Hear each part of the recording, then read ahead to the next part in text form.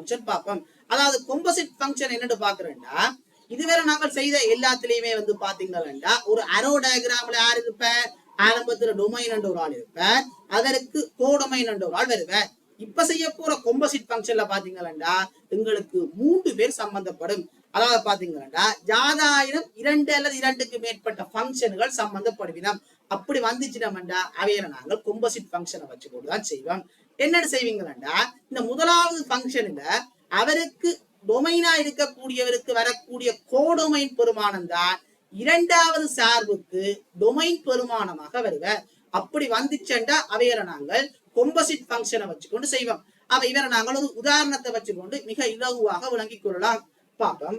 இப்ப எங்களுக்கு f of x, g of x என்ற எக்ஸிலான 2 சார்புகள் இருந்து கொண்டு இவைகள் காம்போசிட் ஃபங்க்ஷனாக இருந்துச்சேன்டா இவையை நாங்கள் இப்படி குறிச்சு கொள்ளுவோம். அதாவது f composition g of x என்று போட்டுக் கொள்ளுவோம். இவற்ற அர்த்தம் என்று பாத்தீங்கன்னா இங்க வட்டத்தை நீங்க விட்டுடுவீங்கன்னா சரி f of g of x ஆல தரப்படும். அதே போல இங்க மாத்தி கேட்டாங்கன்னா g composition f of x என்று கேட்டாங்கன்னா இந்த வட்டத்தை விட்டுட்டு g of f of x என்று போட்டுக் கொள்ளுங்கள். அவ்வளவுதான் விஷயம். அப்ப இவரை நாங்கள் ஒரு கேள்வியை வச்சுக்கொண்டு மிக இலகுவாக விளங்கிக் கொள்ளலாம்.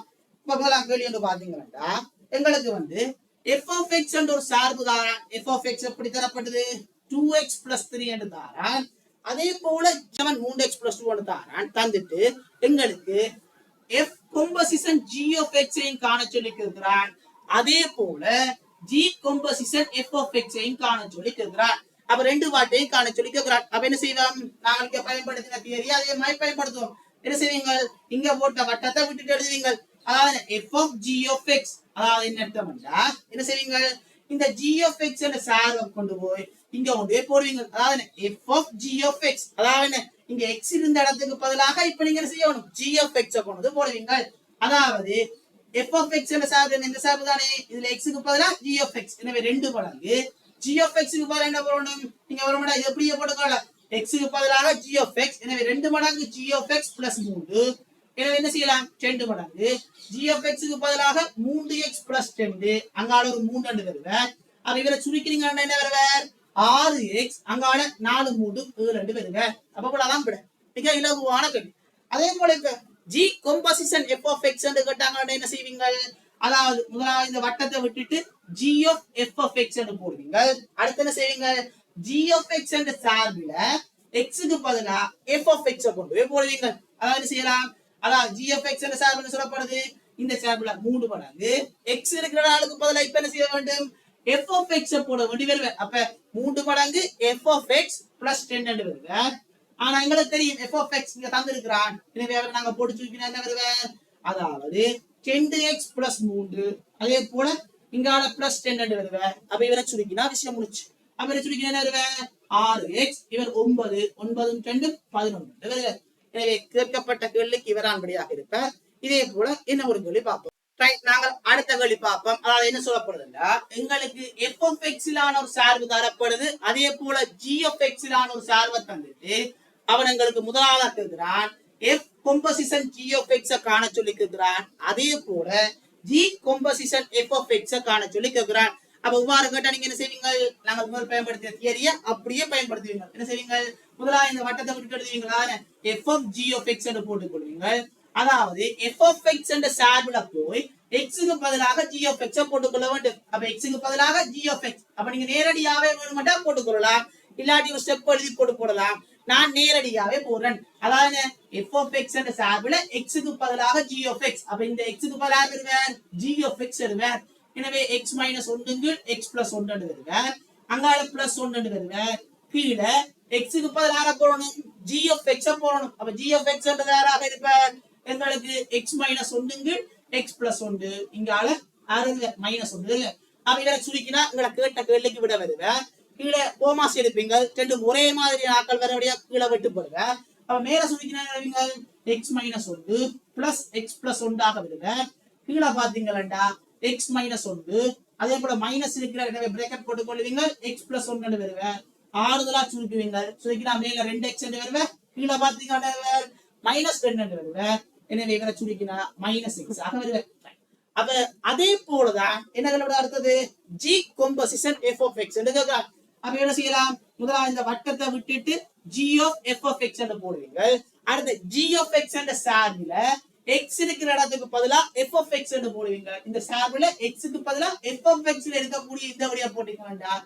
அங்க என்ன போகுது, எக்ஸுக்கு பதிலா இவரை கொண்டு போடுவீங்க. அவர் என்ன இருக்கிற எக்ஸ் பிளஸ் ஒன்றுங்கள் எக்ஸ் மைனஸ் ஒன்று, அங்கால மைனஸ் ஒன்று வருங்க. அங்க எக்ஸ் இருக்கிற இடத்துக்கு பதிலா எஃப் ஆஃப் எக்ஸ் போடணும். எஃப் ஆஃப் எக்ஸ்ன்றது இவர், அதாவது எக்ஸ் பிளஸ் ஒன்றுங்கள் எக்ஸ் மைனஸ் ஒன்று, அங்கால பிளஸ் ஒன்றாக வருங்க. அப்ப இவரை கொஞ்சம் சுருக்கலாம். சுருக்கி நடக்க போகுது, கீழே போமாசி எடுப்பீங்க. போமாசி எடுக்க கீழே ஒரே ஆக்கலாம் தருவினம். எனவே கீழே இருக்கிறாக்கள் வெட்டுப்படுவினம். அப்ப தொடர்ந்து சுருக்கினாருங்க எக்ஸ் பிளஸ் ஒன்று மைனஸ் அங்கால எக்ஸ் மைனஸ் ஒன்று வருங்க. கீழே சுருக்கினீங்க வேண்டா எக்ஸ் பிளஸ் ஒன்று அங்கால பிளஸ் ஒன்று வருங்க. இங்க பாத்தீங்கன்னா எக்ஸ் மைனஸ் ஒன்று வருங்க. அப்ப இவர் தொடர்ந்து சுருக்கி நடக்க போது மேல பிளஸ் எக்ஸ் மைனஸ் எக்ஸ் இல்லாம போங்க. இங்க பிளஸ் ஒன்று மைனஸ் ஒன்று, எனவே மேல ரெண்டு வருங்க. அதே போல கீழே பாத்தீங்கன்னா 2x வருங்க. எனவே 6 சுருக்கிறீங்க ஒன்று x வருங்க. எனவே கேட்கப்பட்ட கேள்விக்கு இவரான் இருப்பேன். அடுத்த நாங்கள் என்ன ஒரு கேள்வி பார்ப்போம். அடுத்த கேள்வி பார்ப்போம். அதாவது என்ன சொல்லப்படுதுன்னா, எங்களுக்கு ஜீலான ஒரு சார்பை தந்துட்டு அங்க ஆர்ஆர் இருக்குன்னு சொல்லப்படுது. அங்க ஆர்ஆர் இருக்கா, ஏபிசி ஆகிய 3 பேரும் இருக்கிறாமாம். எப்படி இருக்கிறாமாம், ஜி ஆஃப் ஏ சமன் பி ஆகவும் ஜி ஆஃப் பி சமன் சி ஆகவும் ஜி ஆஃப் சி சமன் ஏ ஆகவும் இருக்கின்ற ஒரு தரவு தரப்படுது. அதே போல எங்களுக்கு சொல்றான் எஃப் என்ற ஒரு சார்பானது இவ்வாறு இருந்து கொண்டு இவ்வாறு வருது. அதாவது என்ன, டொமைனாக இவ்வாறு இருந்துச்சுன்னா கோடொமைனுக்கு இவ்வாறு பேர் வருகிறோம். அதுவும் எப்படி இருக்குதா, இப்படி இருக்குன்னு சொல்லப்படுது. எஃப் ஆஃப் ஏ சமன் 3 ஆகவும் எஃப் ஆஃப் பி சமன் 2 ஆகவும் எஃப் ஆஃப் சி சமன் 1 ஆகவும் இருந்துச்சுண்டா எங்களுக்கு எஃப் கொம்பசிஷன் ஜி காண சொல்லி கேட்கிறான். அதே போல ஜி கொம்பசிஷன் எஃப் காண சொல்லி கேட்கிறான். அப்ப நாங்கள் இவரை இலகுவாக செய்யணும்டா, முடிச்சவரை இந்த தரப்பட்ட தரவுகளை எங்களுக்கு பார்க்கிற சுவத்துக்காக அரோ டயகிராம்ல குறிச்சோம்டா இலகுவாக செய்து கொள்ளலாம். தரப்பட்ட தரவுகளை அரோ டயகிராம்ல குறிப்போம். அப்ப எங்களுக்கு தெரியும் 2 சார்புகள் சம்பந்தப்படுது. ஒன்று எஃப் என்ற சார்பு சம்பந்தப்படுது, அதே போல ஜி என்ற சார்பு சம்பந்தப்படுது. அதுவும் என்ன செய்ய போகுது, முதலாவது ஜி என்ற சார்பு தாராங்க. அவன் முதல்ல அவரை குறிப்போம். எங்களுக்கு யாராவது தெரியும், ஜி என்ற சார்புக்கு யாராவது இருக்கிறோம், ஏ இருக்கிறோம், பி இருக்கிறோம், சி இருக்கிறோம். அவைகள் ஒவ்வொரு பெருமானம் தாரான். எப்படி தாரான், அது ஜி ஆஃப் ஏ எப்படி இருக்கிறான், அவைகளும் ஏபிசி தான் சம்பந்தப்படினோம். அப்ப இவையில நான் அதே மாதிரி போறேன் ஏபிசி என்று. அப்ப இவையில எப்படி எடுத்துக்கொள்றேன், இவையில ஜி ஆஃப் என்ற சார்பா எடுத்துக்கொள்றேன். அவன் என்ன சொல்றான், ஜி ஆஃப் ஏ எப்படி நாளா இருக்கிறாராம், பி ஆக இருக்கிறார். அதே போல ஜி ஆஃப் பி சி ஆக இருக்கிறார். அதே போல ஜி ஆஃப் சி ஏ ஆக இருக்கிறார். ஒரு தரவு தரப்பட்டிருக்கு. அதே போல அடுத்து என்ன சொல்றான், எஃப் ஆஃப் என்ற ஒரு சார்பு தரப்படுது. அங்கேயும் யார சம்பந்தப்படினோம், ஏபிசி தான் சம்பந்தப்படினோம். அப்ப இங்கேயும் ஏபிசி தான் இருக்குது. எனவே நாங்கள் சரியாகத்தான் செய்கிறோம். அப்ப என்ன செய்ய போகுது, அங்கேயும் ஏபிசி என்ற 3 பேர் தான் டொமைன்ல இருக்கிறோம். எனவே இங்கே 3 பேர் தான் இருக்க போயினோம். அப்ப இவர் தான் எவ்வாறாக இருக்க போற, எப்பிலான சார்பாக இருக்க போற. அங்க இருக்கக்கூடிய கோடொமைன்கள் எங்களுக்கு முதலே தாரான் 1 2 3. அப்ப அவைகளையும் போடுவீங்க. சரியா, ஆர்ஆர் ஆர்ஆர் என்ற பெருமானம் வேற தாரான். எஃப் ஆஃப் ஏ எப்படியா இருப்பாரா, 3 ஆக இருப்பார். எஃப் ஆஃப் பி எப்படி இருப்பாரா, 2 ஆக இருப்பார். எஃப் ஆஃப் சி 1 ஆக இருக்கும். அதையும் தாரான். தந்துட்டு அவன் என்ன கேட்கிறான், எஃப் கொம்பசிஷன் ஜி பற்றி கேட்டிருக்கிறான். எனவே நாங்கள் மேல F of A, F of B, F of C ஆகிய 3 பேரையுமே தந்திருக்கிறான். எனவே 3 பேரையுமே காணுவோம். முதலாவது என்ன செய்யலாம், எஃப் கொம்பசிஷன் ஜி ஆஃப் ஏ என்று போடுறேன். அதே போல எப்படி செய்வேன், இந்த வட்டத்தை விட்டுடுவீங்கன்னா எஃப் ஆஃப் ஜி ஆஃப் ஏ என்று வருவேன். அதாவது என்ன செய்யலாம், எஃப் ஆஃப் எக்ஸ் என்ற சார்புல எஃப் ஆஃப் எக்ஸ் என்ற சார்பு இவரான எஃபிலான சார்பு, அதுல போய் ஜி ஆஃப் ஏ போட்டீங்கன்னா சரி. ஆனா உங்களுக்கு ஜி ஆஃப் ஏ ஏற்கனவே தெரியும், என்ன தெரியும், பி என்று தெரியும். அப்ப இதுக்கு போல நீங்க செய்யலாம், எஃப் ஆஃப் பி என்றே போடக்கூடாது. இவ்வளவுக்கு பதிலா பி என்று தெரியும். ஆனா எஃப் ஆஃப் பி உங்களுக்கு யாருன்னு தெரியும், அவனே தாரான் மேல எஃப் ஆஃப் பி 2 ஆக இருப்பார். அப்ப இந்த அரோ டயகிராம் இல்லாமே செய்து கொள்ளலாம். ஏன், இது தரப்பட்ட எழுதுவீங்க. ஜி ஆஃப் ஏ என்றது என்ன, பி ஆக இருப்பார். எஃப் ஆஃப் பி என்றது யாராக இருப்பார், 2 ஆக இருப்பார். செக் பண்ணி பார்த்தா சரியாக இருக்கும். அதே போல மற்றவர்களை காணுவோம். எஃப் ஜி கொம்பசிஷன் டி என்று காண வேண்டும். எஃப் ஜி கொம்பசிஷன் சி காண வேண்டும். அப்படி செய்யுங்கள், வட்டத்தை விட்டு எழுதுவீங்க. F of G of B என்று போடுவீங்க. ஜி ஆஃப் பி உங்களுக்கு தெரியும், சி என்று தெரியும். அப்ப எஃப் ஆஃப் சி என்று போடுவீங்க.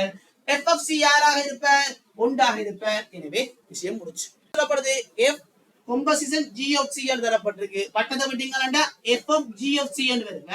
g of c க்கு பதிலா a என்று போடலாம். எனவே f of a என்று போடுவீங்க. f of a யாருன்னு தெரியும், உங்களுக்கு தந்திருக்கான். f of a வந்து 3க்கு சமனாக இருக்க, எனவே அவரை நீங்க போட்டு போனீங்கடா. சரி, அதே போல உங்களுக்கு f of composition g மட்டும் கேட்டவன் இல்ல, மட்டாக்கடையும் கேட்டவன், அரை கேட்டவன், g composition f ஐயும் கேட்டவன். அப்ப நாங்க அவரையும் காணணும். g composition f of உங்களுக்கு abc எல்லாம் சம்மந்தப்படுது. அப்ப நான் முதலாவது a காண்றேன். அவன் என்ன செய்யலாம், வட்டமண்டா வட்டத்தை விடுவீங்க. g of f of a என்று வருது. f of a பதிலா உங்களுக்கு தெரியும் 3 தெரியும். எனவே g of 3. அப்ப g of 3 உங்களால காணக்கூடியமா இருக்கிறாரோ, அவர் அப்படி ஒரு ஆளே இல்ல. அப்ப என்ன செய்யலாம், இவரை காண முடியாது.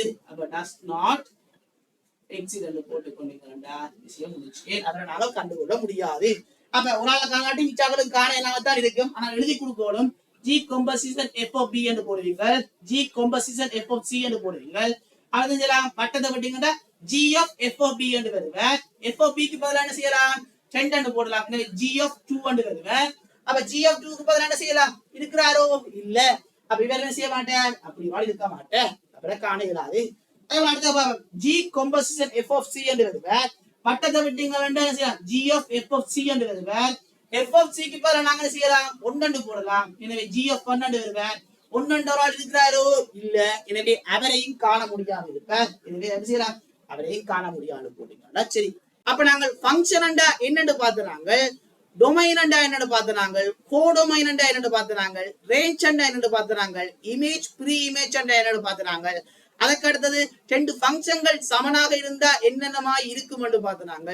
அதற்கு அடுத்தது அந்த ஃபங்க்ஷனுடைய வகைகளை பற்றி பார்த்துறாங்க. 1 to 1 ஃபங்க்ஷன் எப்படி இருப்பார், 1 to ஃபங்க்ஷன் எப்படி இருப்பார், இன்டு ஃபங்க்ஷன் எப்படி இருப்பார், பைஜங்ஷன் அல்லது இன்வெர்டிபிள் ஃபங்க்ஷன் எப்படி இருப்பார், அதே போல இன்வெர்ஸ் ஃபங்க்ஷன் எப்படி இருப்பார், அதே போல காம்போசிட் ஃபங்க்ஷன் எப்படி இருப்பார் பார்த்துறாங்க.